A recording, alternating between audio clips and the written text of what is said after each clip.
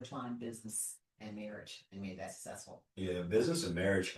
I your habits in your daily life will show up in your business, right? You don't have like your habits don't leave you, Yep. right? So, my discipline in waking up early in the morning, even sitting down and preparing for things like this to be able to talk about things like this, like the preparation in the business and the roles are vital and they're important. Like I set up all of this stuff. I set up the video.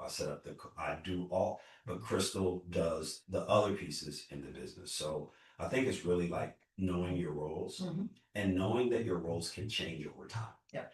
Right? What you did in the beginning might not be what you need to do to get to the next level in the middle or in the end. Yep.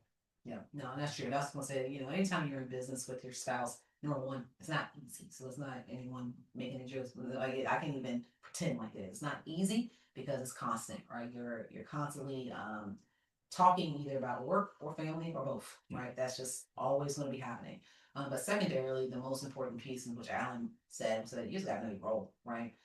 There's no bumping heads or misinterpretations or any of those things when you have created very structured roles within business where the person who is the strength in that area are the ones tackling that thing, right? And yes, Sal's point, the roles can change and morph and do something different, but as long as everyone has their established role, then you don't get that friction, right? But you find in businesses where there are other couples, the friction comes because everyone wants to play the alpha role, right? And just like in marriage, and same thing in business, everybody can't be the alpha. Somebody has to be willing to acquiesce and to allow the other person to lead. And if you both want to lead, you're gonna be like this all day long, right? And being a great follower is like one of those things where, especially if you know that your dominant trait is to be a leader, learning to be a great follower when there's already a great leader is probably one of the most important things that you master in marriage and business. Yeah. And I think for us, if you work well in the house together, you're likely going to work well in business together. Yep. Doesn't mean that you're going to have this hockey stick to the right of growth.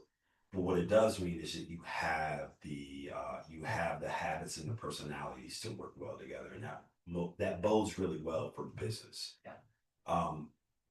I think the other thing that I think is really important in business is, especially when your spouse is with you, is you can't tell them what they need to do. You have to reflect. Your habits have to draft with them and show them what they need to do. So I can't tell Crystal, look, you need to go read more books, or you need to work on this if I'm not doing it myself, right? You can't tell me to do XYZ if you're not doing it yourself.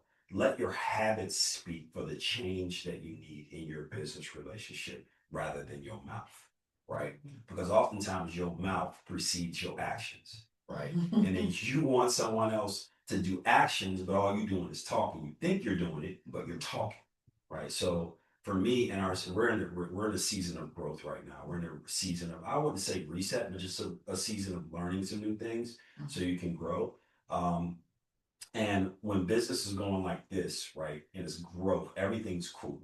But when you start to like just kind of like plateau and meander, those are opportunities for learning. Those are opportunities for resetting who you're around. The only way you're going to get to growth is either time, right, or learning a new skill, right? So for us, that's the season that we're in. We really recognize like when we're in these laws that, okay, cool, this is not time to panic. We've been here, we've done that. We've seen the same thing in real estate, right? When the market's going up to the right, it don't matter what you buy, right? But when it starts to meander, maintenance matters. How you take care of your house matters. Your relationship with your real estate agent to give you smart advice about refinances and insurance and all of those things that we've been educating y'all on become so important, right? Because those are the things that can pull you down. Right. So it's the same thing in business. The things that can pull you down are the fact that you're not learning, you don't understand the season. So I think understanding the seasons of your relationship and your business is vital. That's it. That's all we got for today. So Thanks, guys. see you next time.